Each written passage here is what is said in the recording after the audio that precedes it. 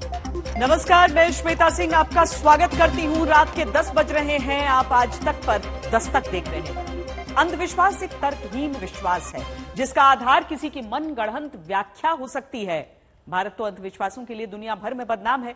यहां लोग बिल्ली को देखकर रास्ता बदल लेते हैं, लेकिन सबसे ज्यादा हैरानी तब होती है जब एक पढ़ा लिखा और नौजवान नेता न सिर्फ अंधविश्वास को माने बल्कि उसे सही भी ठहराए। 2012 में मुख्यमंत्री बनने के बाद अखिलेश यादव ने नोएडा में कदम नहीं रखा। इसकी वजह थी कुर्सी जाने का डर। दिलचस्प बात यह है कि इसी कुर्सी की लालसा अखिलेश यादव को नोएडा खींच लाई, लेकिन उन्होंने नोएडा की जमीन पर कदम नहीं रखा। 3 जनवरी 2021 रात के करीब 11 बजे Dadri toll plaza, greater Noida. Secunderabad से अखिलेश यादव का रथ जैसे ही दादरी के लोहाली टोल प्लाजा पर पहुंचता है, घंटों से अपने नेता का इंतजार करते समाजवादी पार्टी के कार्यकर्ता खुशी से झूम उठते हैं और ढोल नगाड़ों के साथ अखिलेश यादव का स्वागत करते हैं।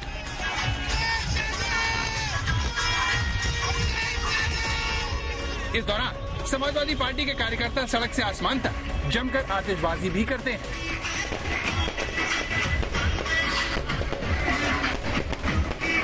कहाँ के रहने वाले हो? मेरठ के रहने वाले हो, नोएडा में खड़े हो, क्यों? अखिलेश जी को देखना है जी। अखिलेश जी को देखने के लिए मेरठ से यहाँ आए? हाँ जी। मेरठ में नहीं मिले वो? नहीं। और कौन कौन आया? हमारे बहुत सारे दोस्त हैं हम।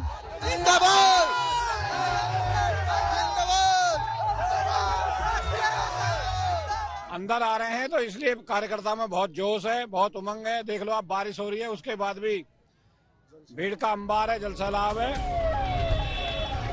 बारिश और देर रात होने के बावजूद समाजवादी पार्टी कार्यकर्ता अखिलेश का इंतजार इसलिए भी करते हैं क्योंकि पूरे 11 साल बाद वो नोएडा पहुंचे थे।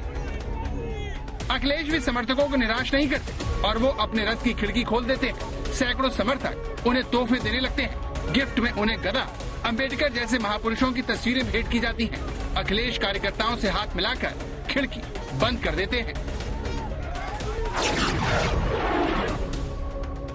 लेकिन दावा है कि 11 साल बाद गौतम बुद्ध नगर आने वाले अखिलेश यादव नोएडा की जमीन पर पैर नहीं रखते। सवाल है क्यों?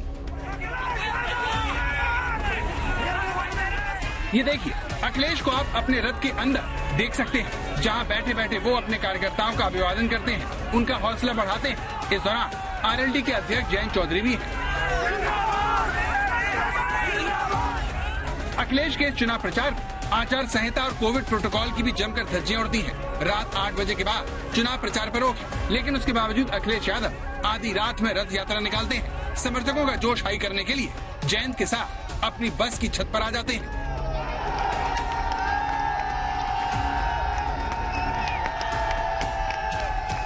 समर्थकों से मिली सम्राट मिहिर भोज की तस्वीर को दिखाते हैं। कुछ देर बाद दिल्ली की तरफ रवाना हो जाते हैं, लेकिन नोएडा की जमीन पर कदम नहीं रखते। अखिलेश यादव इससे पहले आखिरी बार साल 2011 में नोएडा आए थे, लेकिन 2012 में मुख्यमंत्री बनने के बाद से आज तक नोएडा का रुख नहीं किया था। अखिलेश आखिर क्यों नोएडा नहीं आते, इस बारे में उन्होंने आज तक के मंच पर बताया। बताइए, नोएडा क्यों नहीं आए? नोएडा इसलिए नहीं, वो माना जाता है जो चला जाता है वो मुख्यमंत्री यहाँ बनता है। और हमारे बाबा मुख्यमंत्री जी हुआ है, इस बार दोबारा नहीं बनेंगे। पर कहाँ, सरकार तो गिरी नहीं उनकी। आप लोग तो डरते थे सरकार गिर जाती। हम कुछ चीजें माने, ऐसे अंधविश्वास। हाँ ठीक है, तो धर्म भी कभी कभी अंधविश्वास होता है। तो अखिलेश अंधविश्वास के चलते नोएडा नहीं आते क्योंकि माना जाता है कि जो भी मुख्यमंत्री यहाँ आता है उसकी कुर्सी चली जाती है। इसीलिए अखिलेश 2012 में मुख्यमंत्री बनने के बाद 5 साल के कार्यकाल में एक बार भी नोएडा नहीं आए। इस अंधविश्वास और भरोसे के चलते ही अखिलेश ने अपनी सरकार जाने के बाद भी नोएडा से दूरी बनाए रखी।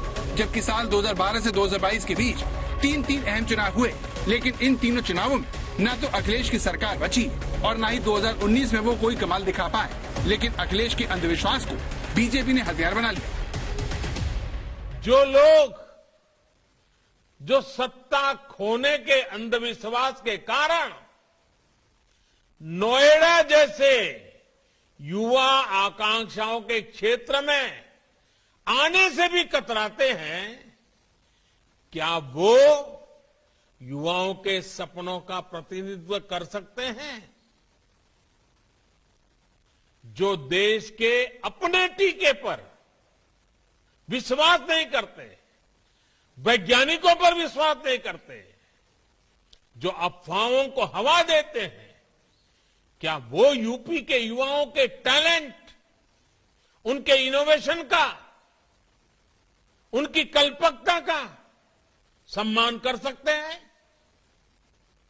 यूपी को ऐसी सरकार चाहिए जो अपनी विरासत पर गर्व करे और ज्ञान, विज्ञान और आधुनिकता को बढ़ाए।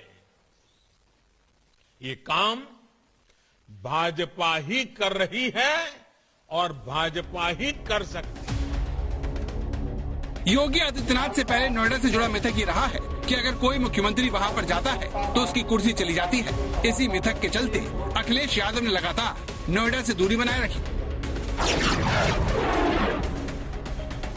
दरअसल इस अंधविश्वास की रीढ़ साल 1988 में पड़ी, जब वीर बहादुर सिंह ने नोएडा का दौरा किया और कुछ दिन बाद उनकी सीएम की कुर्सी चली गई। 1990 में एनडी तिवारी ने दौरा किया और वो भी अपनी कुर्सी गंवा बैठे। 1995 में मुलायम सिंह यादव, 1997 में मायावती और 1999 में कल्याण सिंह की सरकार नोएडा दौरे के बाद चली गई।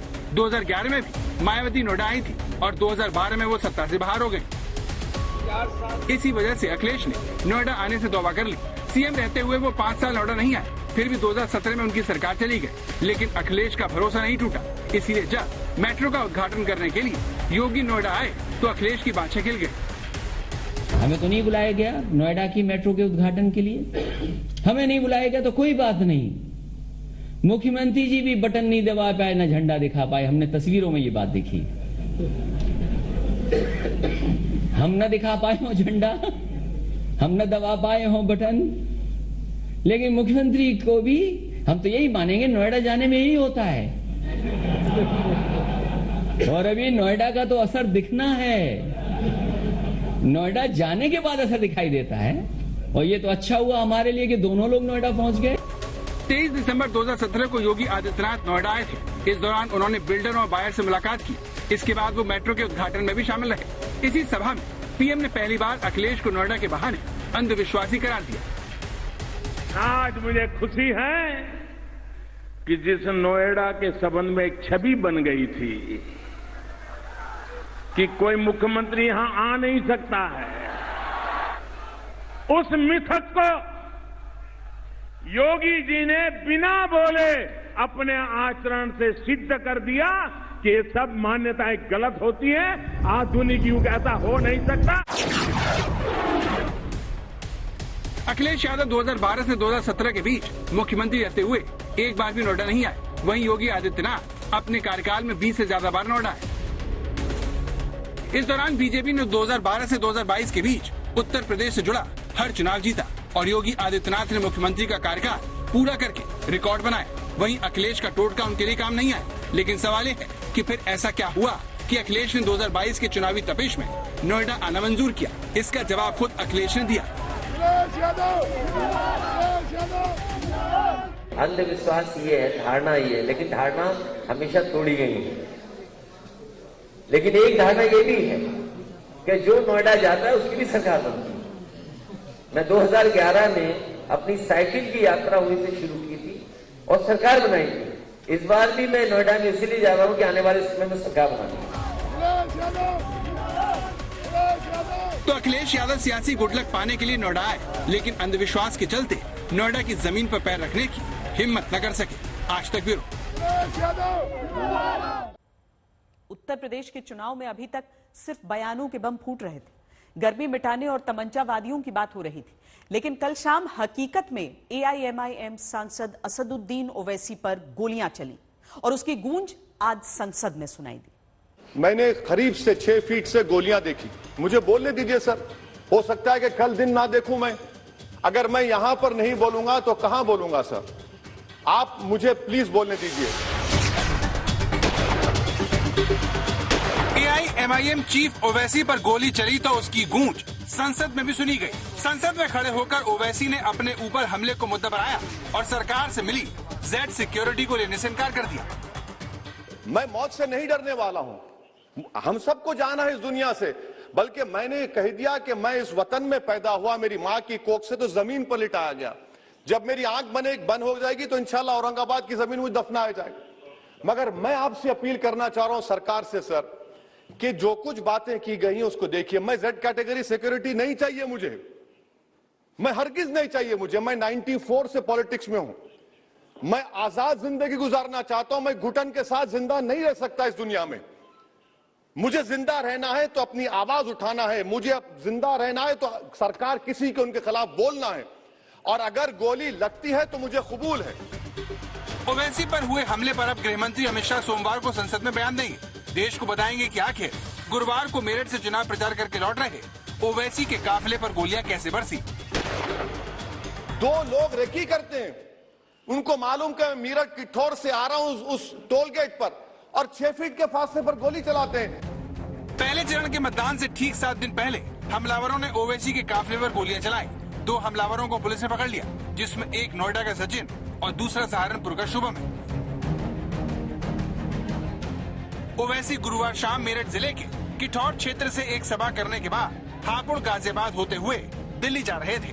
हापुड़ के पिलखुआ एरिया में नेशनल हाईवे पर चिजारसी टोल प्लाजा से गुजरने के दौरान 2 युवकों ने ओवैसी के काफिले पर पिस्टल से फायरिंग कर दी। इसमें 2 गोली ओवैसी की गाड़ी के निचले हिस्से पर लगी, इससे उनकी कार में छेद हो गया। इसी के बाद सरकार की तरफ से उन्हें जेड श्रेणी की सिक्योरिटी देने का ऐलान किया गया। मैं नहीं लूंगा सिक्योरिटी, मैं जेड कैटेगरी नहीं चाहता हूं सिक्योरिटी। मुझे ए कैटेगरी का शहरी बनाइए आप, मुझे ए कैटेगरी का शहरी बनाइए, ताकि मेरी और आपकी जिंदगी बराबर हो। जब देश के प्रधानमंत्री पर सिक्योरिटी ब्रीच हुआ, अपोजिशन की तरफ से मैंने कहा था कि गलत हुआ। सब सेकुलर पार्टी के लोगों ने कहा कि ओवैसी तुम क्यों बोले। मैंने कहा नहीं, देश का प्रधानमंत्री मेरा है, सिक्योरिटी ब्रीच हुई तो एक्शन लेना चाहिए। मगर 4 मर्तबा के एमपी पर कोई 6 फीट के फासले से 4-4 गोली चलाता है। मुझे मौत है, हम सबकी मौत है, मगर मैं इन गोली चलाने वालों से डर कर खामोश नहीं बैठने वाला हूं। और मैं दुआ करता हूं कि उत्तर प्रदेश में पुरअमन पोलिंग होगी इंशाअल्लाह। उत्तर प्रदेश की जनता गोली चलाने वालों का जवाब बैलेट से देगी, नफरत का जवाब मोहब्बत से देगी। ओवैसी पर हमले के बाद से हैदराबाद में उनके समर्थक गुस्से में हैं। ये देखिए कैसे जुमे की नमाज के बाद ओवैसी के समर्थकों का हुजूम हैदराबाद की 4 मीनार पर हमले का विरोध करने पहुंच गया। उत्तर प्रदेश में हमले के विरोध में 4 मीनार पर असदुद्दीन के समर्थकों ने एक छोटा सा प्रोटेस्ट आयोजित किया है। यहाँ पर जुमे की नमाज के बाद, जो शुक्रवार की नमाज होती है, उसके बाद यहाँ पर कुछ समर्थकों ने नारेबाजी की है और उन्होंने असदुद्दीन ओवैसी की, जो हैदराबाद के सांसद भी हैं, उनकी सलामती की दुआएं भी की हैं। पुलिस ने यहाँ पर हालांकि कड़ी सुरक्षा व्यवस्था कर रखी है। यहाँ पर रैपिड एक्शन फोर्स की जवान तैनात हैं। उसके अलावा हैदराबाद सिटी टास्क फोर्स के और ग्रे हाउंड के जवानों को भी तैनात किया गया है। कुछ जो लोग हैं उनको प्रिवेंटिव डिटेंशन में भी लिया गया है। पुलिस की पूछताछ में सामने आया कि सचिन और शुभम ओवैसी भाइयों के भड़काऊ भाषणों की वजह से गुस्से में है। सचिन की सोशल मीडिया की कुछ तस्वीरें ये बताती हैं कि वो कट्टर सोच वाला व्यक्ति है और ओवैसी से काफी नाराज था। अभी तक की पूछताछ के हिसाब से ये जो लड़के हैं, ये सांसद जी के जो एक धर्म विशेष के प्रति जो उनका भाषण इत्यादि देने की शैली है, उससे आहत थे तथा इसी कारण से ये घटना कारित किया जाना बताया जा रहा है। सांसद जी के प्रतिनिधि के कहने पे समुचित धाराओं में अभियोग पंजीकृत किया जा चुका है। आपकी स्पीचेस को लेकर के जिस दिन से आप बोलते हैं, कहते हैं, उनसे वो ज्यादा उनको आज देखिए, हम क्या बैंड बाजा की पार्टी है, हम क्या कोई गुलकार हैं, हम क्या कोई म्यूजिक लगाकर नाचेंगे? आपको हमारी बात पसंद नहीं आती, अगर गैर कानूनी है, गैर संविधानी है, कंप्लेन करिए। क्या आप गोली चलाएंगे? ओवैसी एक सांसद है, इस नाते उन्होंने इस हमले की जानकारी लोकसभा अध्यक्ष ओम बिरला को भी दी। लेकिन इस हमले के बाद एक अलग तरह की राजनीति हो रही है। बीजेपी सरकार ने इस हमले की गंभीरता को समझते हुए ओवैसी को जेट सिक्योरिटी की सुरक्षा दी और घटना की जांच का भरोसा दिलाया। वहीं समाजवादी पार्टी की सोच उनसे अलग है। उनके मुताबिक ये हमला राजनीति से प्रेरित हो सकता है। किसी को अगर हमला करना होता मारना होता तो गोली कम से कम शीशे के भीतर जाती, दरवाजे के निचले हिस्से पर नहीं लगती। बयानों पे लग रहा है कि गोली चलाकर डराया गया है। नहीं, वो कुछ भी जाने, जिसका धरातल पर कोई अस्तित्व नहीं होता वही इस प्रकार के घटनाक्रमों का सहारा लेता है। हमला किसी पर भी हो वो दुखद है, लेकिन अगर हमला सोची समझी रणनीति से हो। हमला करने वाले कौन हैं? भारतीय जनता पार्टी के गुंडे हैं। उनकी तस्वीरें किनके साथ हैं? उप मुख्यमंत्री के साथ हैं, केंद्रीय मंत्रियों के साथ हैं। तो ये बीजेपी सरकार ने हमला कराया है जानबूझ करके कि पश्चिमी उत्तर प्रदेश में ध्रुवीकरण हो जाए। इसकी जांच होनी चाहिए। जांच तो पुलिस करेगी, बाद में निकलेगा, लेकिन जनता ने जांच कर ली है कि ये मिली भगत ए टीम बी टीम का साझा समझौते की फायरिंग है। इस हमले के पीछे हो रही राजनीति की वजह हिंदू सेना की एंट्री भी है। हिंदू सेना ने हमला करने वाले दोनों युवकों को सम्मानित करने और उनकी तरफ से केस लड़ने की बात कही है। इस बयानबाजी से इस मामले को हिंदू और मुसलमानों के मुद्दे की तरफ मोड़ा गया है। हिंदूवादी कार्यकर्ता सिर्फ चेतावनी देना चाहते थे, आपको नुकसान नहीं पहुंचाना चाहते थे। मैं उन शिवम और सचिन को हिंदू सेना कानूनी सहायता देगी और हिंदू सेना उन्हें सम्मानित करेगी। ओवैसी लगातार पश्चिमी यूपी में सभा कर रहे थे। गुरुवार दोपहर उन्होंने मेरठ में डोर टू डोर कैंपेन किया। इस दौरान उन्होंने समाजवादी पार्टी और बीएसपी पर तीखा हमला बोला, लेकिन यूपी में पहले चरण से ऐन पहले इस तरह के हमले ने चुनाव के माहौल को पहले से ज्यादा गर्मा दिया। लखनऊ से संतोष शर्मा, गाजियाबाद से हिमांशु मिश्रा के साथ अरविंद ओझा, दिल्ली आज तक। पंजाब में कांग्रेस के झगड़े को पार्टी जितना सुलझाने की कोशिश करती है, विवाद उतना ही बढ़ता जाता है। मुख्यमंत्री उम्मीदवार का ऐलान होने में सिर्फ 2 दिन बचे हैं और नवजोत सिंह सिद्धू ने अपने बगावती तेवर दिखाने शुरू कर दिए हैं। एक इंटरव्यू में चरणजीत सिंह चन्नी ने सिद्धू को राजनीति में सक्रिय करने का दावा किया, तो आज तक से बातचीत में सिद्धू ने खुलकर कहा कि चन्नी सिर्फ ट्रेलर चला सकते हैं, पूरी फिल्म नहीं। लोगों च विश्वास कौन जगाएगा? ये विश्वास कौन दवाएगा कि माफिया नूं वाकई मारिया जा सकता है? कांग्रेस नूं दुनिया च कोई नहीं हरा सकता, कांग्रेस खुद नूं हरा सकती। 2 दिन बाद कांग्रेस पंजाब में अपने सीएम कैंडिडेट के नाम का ऐलान करने वाली है, लेकिन उससे पहले ही नवजोत सिंह सिद्धू ने बागी तेवर अपना लिए हैं। वो खुलकर कहते हैं कि चरणजीत सिंह चन्नी सिर्फ फिल्म का ट्रेलर चला सकते हैं, पूरी फिल्म नहीं। वो तो ट्रेलर चला सकता सी, उन्हें ट्रेलर चलाया। देखो फिल्म किने चलानी है वो हाईकमांड तय करेगा ना। नवजोत सिंह सिद्धू का यह आक्रोश यही नहीं रुका। उन्होंने अपने सबसे बड़े प्रतिद्वंदी चरणजीत सिंह चन्नी की ईमानदारी पर सवाल उठाते हुए उन्हें कटघरे में खड़ा करने का दाव चला। सवाल यह है कि जिहड़ा पंजाब मॉडल है वो ये नहीं कहता कि स्टेट का खजाना खाली है, भरना किवें? तो कोई माफिया उन्होंने नहीं भर सकता, जिहड़ा माफिया दे विच लिप्त है वो नहीं भर सकता। ठीक है, कोई शराब बेचण वाला, कोई रेता चोर, कोई केबल चलाउण वाला, ठीक है कि नहीं, और कोई वड्डे माफिए नाल वड्डी पद्धर दे उत्ते यारी पाउण वाला और 75-25 वाला वो नहीं सुधार सकेगा। नवजोत सिंह सिद्धू ने बयान पंजाब के मुख्यमंत्री चरणजीत सिंह चन्नी के भतीजे भूपेंद्र सिंह हनी की गिरफ्तारी के बाद दिया। चन्नी के भतीजे को ईडी ने गुरुवार को मनी लॉन्ड्रिंग और अवैध रेत खनन के मामले में गिरफ्तार किया, जिसके बाद सिद्धू खुलकर कहते फिर रहे हैं कि पंजाब का मुख्यमंत्री ईमानदार ही होना चाहिए। यही नहीं, उन्होंने चन्नी के भतीजे की गिरफ्तारी के सवाल पर भी चुप्पी साध ली। अब तो बड़ा अहम सवाल है, लागू कौन करू? एजेंडा लागू कौन करू? एजेंडा लागू वही करू जिहदे पल्ले किरदार हो, जिहदे ते लोग भरोसा करते होण, क्योंकि लोग बदलाव चाहते हैं। एक मिनट यार, ये लोग तय करनगे, लोग बदलाव चाहते। सिद्धू का कहना है कि जनता को ही मुख्यमंत्री का उम्मीदवार तय करना चाहिए। इस तरह वो इशारों में आला कमान को सीधे सीधे चुनौती देते हैं। यहाँ तक कह चुके हैं कि पार्टी हाईकमान एक कमजोर मुख्यमंत्री को पंजाब की कुर्सी पर बैठाना चाहती है, ताकि वो उसे अपनी धुन पर न जा सके। जिथे तक मेरा सवाल है, ये मैं नहीं तय करना मित्रा, ये तय नहीं तय करना। लोग किन्हों ईमानदार मानते हैं? कांग्रेस के लिए पंजाब गले की हड्डी बना हुआ है। पार्टी रविवार को पंजाब अपने मुख्यमंत्री पद के उम्मीदवार का ऐलान करने वाली है। पार्टी के आंतरिक सर्वे में मुख्यमंत्री पद के दावेदारों चन्नी ही सबसे आगे बताए जा रहे हैं। इसी वजह से सिद्धू अपने बयान और समर्थकों के जरिए सीएम फेज के लिए कांग्रेस हाईकमान पर दबाव बनाते दिख रहे हैं। कह रहे हैं कि अगर कमान नहीं मिली तो वो या उनकी पत्नी में से कोई एक सियासत छोड़ देगा।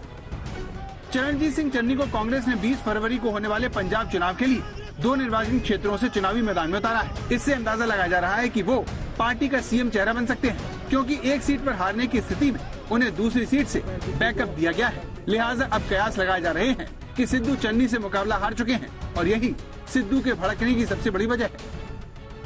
जे बंदे ने ईमानदार दी कदर ना कीती ते किसी ईमानदार ने हिम्मत नहीं करनी फिर अगे आउण दी।